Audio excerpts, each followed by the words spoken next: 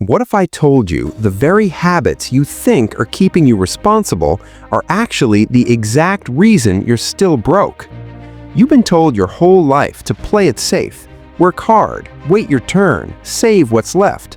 But in 2026, those old school rules aren't just outdated, they're a financial death sentence. Today we're exposing 7 so-called good habits that are quietly, systematically draining your bank account. And more importantly, what to do instead. Right now, 73% of millennials and nearly 60% of all Americans are living paycheck to paycheck. But here's what nobody is telling you. Most of those people aren't broke because they don't earn enough. They're broke because of what they believe about money. They're running on a financial hamster wheel, working harder every year, but never actually getting ahead. In this video, we're going deep into the psychology of why responsible habits keep you poor. We're giving you the 2026 blueprint to flip the script forever. By the end, you won't see money as something to survive on. You'll see it as a tool, a weapon, to build the future you actually want. Let's get into it. Habit number 1, paying for status. Here's a hard truth. We've been wired since the beginning of human civilization to signal our value to others. In prehistoric times, it was a bigger cave. Today, it's a $1,000 monthly car payment or designer shoes you bought just to look the part. Think about this. If every single person on the planet drove a Ferrari, nobody would want one. The Ferrari isn't about the car. It's about being seen in the car. It's about signaling to the world, I made it. I want to tell you about a guy. Let's call him Marcus. Marcus had a friend who was a successful real estate developer.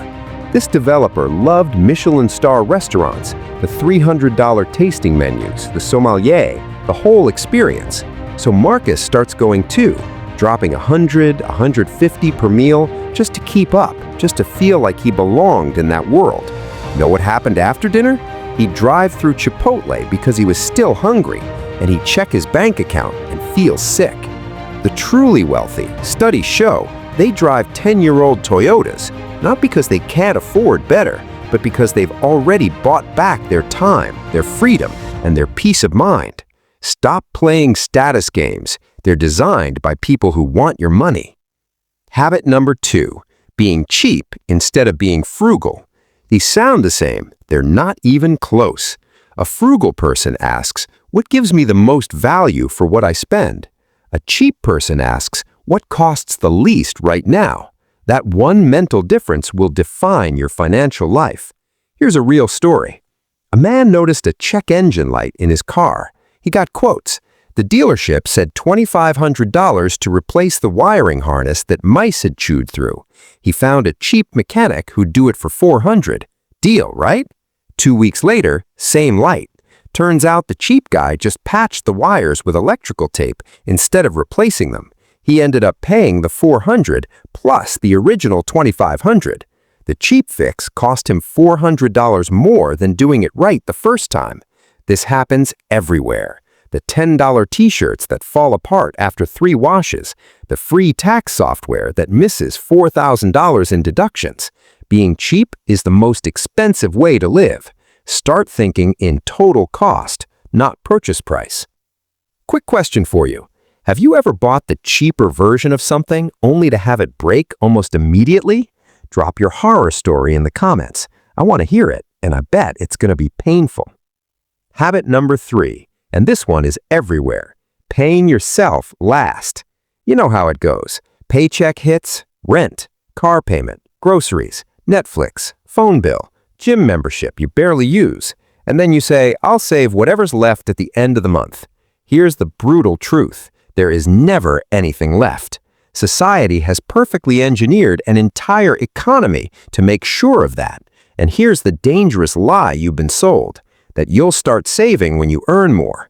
But study after study shows, if you can't save 10% of $3,000 a month, you will not save 10% of $10,000. The habits follow you up the income ladder. The 2026 wealth shift is this: reverse the order. The second that paycheck hits, move 10% minimum into a separate account you cannot easily access. Treat it like your rent, non-negotiable, not optional. Pay yourself first, every single time. Habit number 4, relying on safe, traditional employment as your only income stream. Look, having a job isn't the problem. The problem is having only a job. A single income stream is a financial tightrope with no net below you. Think about it. If your one boss decides to downsize, if the economy shifts, if you get sick, your income drops to zero instantly. Here's a stat that should shake you. 65% of self-made millionaires have at least 3 streams of income. Not 2, 3. Dividends, rental income, digital products, a side hustle, content creation. The game is to stack streams until no single one can collapse your whole financial world. You don't have to quit tomorrow, but you must start building today. Even a second income of $300 a month changes your psychology completely. Habit number 5, avoiding risk to protect your money. You've got $10,000 sitting in a savings account earning 2% interest. You feel responsible. You feel safe. Meanwhile, inflation is quietly eating 6, 7, 8% of your purchasing power every single year. Your money isn't sitting still. It's actively shrinking. Doing nothing is the risk. It's just a risk that doesn't feel like one. In 1994, Jeff Bezos left a stable, high-paying job on Wall Street to start an online bookstore out of a garage. Everyone thought he was insane, but Bezos understood something most people never do. The real risk wasn't failing. The real risk was never trying and waking up at 80 wondering what if. The wealthy don't avoid risk. They study it. They understand it. They manage it. Start small. A low-cost index fund. A course that builds a skill. The goal isn't to swing for the fences. It's to stop letting inflation win by default. Habit number 6, trading time for money. This is the hard work trap, and it's the most seductive one on this list. You've been told, work hard, put in the hours, grind it out, and that's not wrong, but it has a ceiling, a hard, concrete ceiling. You have 24 hours. That's your maximum.